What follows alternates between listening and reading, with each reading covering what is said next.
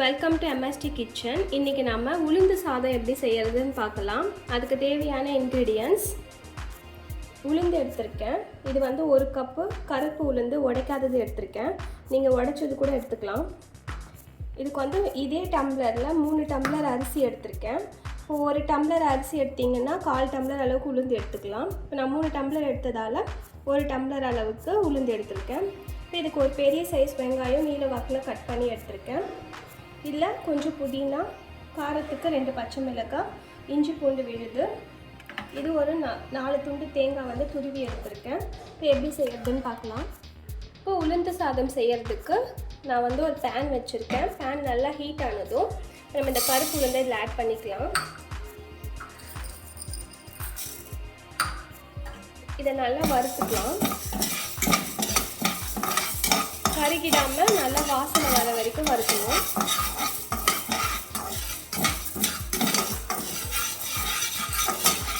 உளுந்து நம்ம உடம்புக்கு ரொம்ப ஹெல்தியானது.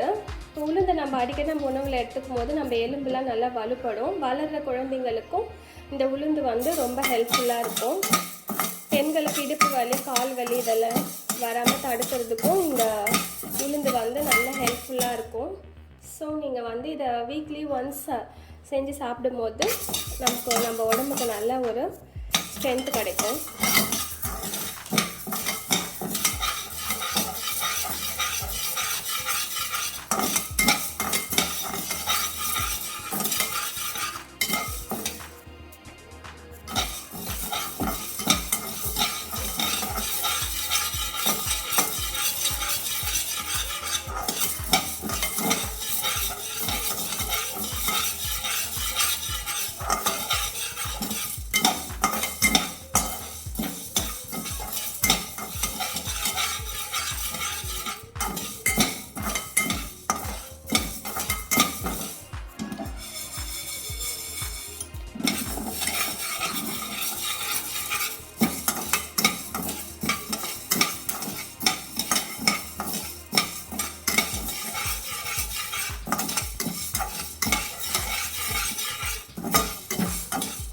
பார்த்தீங்கன்னா உளுந்து நல்லா வறுபட்டுருச்சு.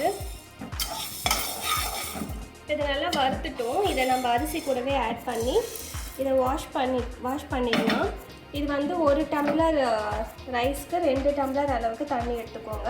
இப்போ உளுந்தும் 1 டம்ளர் எடுத்ததுனால உளுந்தும் கணக்கு தான். அதுக்கேற்ற மாதிரி தண்ணி எடுத்துக்கோங்க அளந்து. இப்போ உளுந்து வறுத்த அதே பேனில் நான் எண்ணெய் ஊற்றி வச்சுருக்கேன்.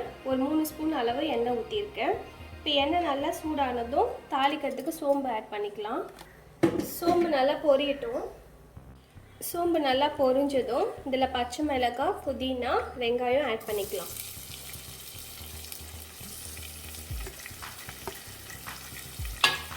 ஆட் பண்ணி நல்லா வதக்கிக்கலாம். வெங்காயம் நல்லா கலர் சேஞ்ச் ஆகுற வரைக்கும் வதக்கி விட்டுக்கோங்க.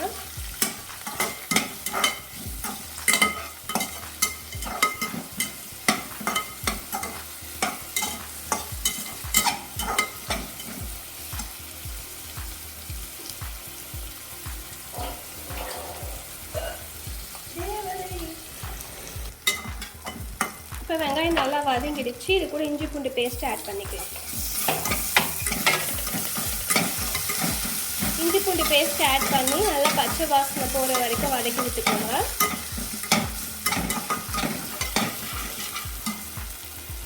இது கூட நான் வந்து 1 ஸ்பூன் கரம் மசாலா ஆட் பண்ணுறேன். இது ஆப்ஷனல் தான், நான் ஃப்ளேவருக்காக ஆட் பண்ணுறேன்.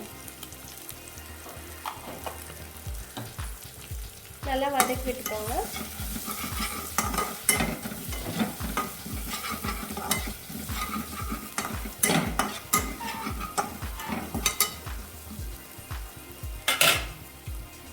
இப்போ இது கூட நம்ம ஊற வச்சுருக்க அந்த அரிசியும் உளுந்தும் ஆட் பண்ணிடலாம்.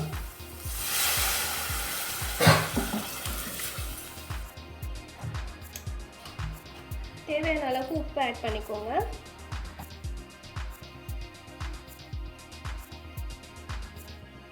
உப்பு ஆட் பண்ணியாச்சு. இது கூட துருவி வச்சுருக்க தேங்காய் ஆட் பண்ணிக்கலாம்.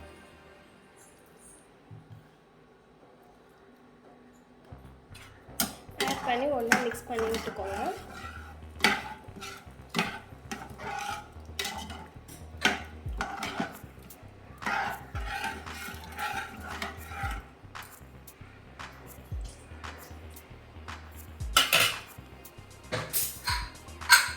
மூடி வச்சிடலாம். 2 விசில் விட்டு ஆஃப் பண்ணிடலாம்.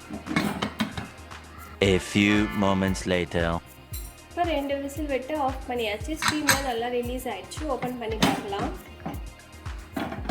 இப்போ பார்த்தீங்கன்னா நம்மளோட உளுந்து சாதம் ரெடி ஆயிடுச்சு. ரொம்ப ஈஸியான சிம்பிளான அதே சமயம் ரொம்ப ஸ்ட்ரென்த்தான ரெசிபி. இதை நீங்களும் ட்ரை பண்ணி பாருங்கள். இப்போ இதை நம்ம சர்விங் பிளேட் ட்ரான்ஸ்ஃபர் பண்ணிடலாம். அவ்வளோதான், நான் சர்விங் பிளேட் ட்ரான்ஸ்ஃபர் பண்ணிட்டேன். இதுக்கு வந்து தொட்டுக்கிறதுக்கு நான் இஞ்சி துவையல் அரைச்சிருக்கேன். இதோட லிங்க் வேணும்னா டிஸ்கிரிப்ஷனில் கொடுக்குறேன், செக் பண்ணிக்கோங்க. இதுக்கு வந்து நம்ம சிக்கன் குழம்பு, மட்டன் குழம்பு இதெல்லாம் கூட ரொம்ப டேஸ்ட்டாக இருக்கும் இந்த சாதத்தோடு சாப்பிட்றதுக்கு. இதை நீங்களும் ட்ரை பண்ணி பார்த்துட்டு மறக்காமல் எப்படி இருக்குதுன்னு கமெண்ட் பண்ணுங்கள். என்னோடய வீடியோஸ் பிடிச்சிருந்தால் லைக் பண்ணுங்கள், ஷேர் பண்ணுங்கள். மறக்காமல் MSD கிச்சனை சப்ஸ்கிரைப் பண்ணுங்கள். Thank you friends, by.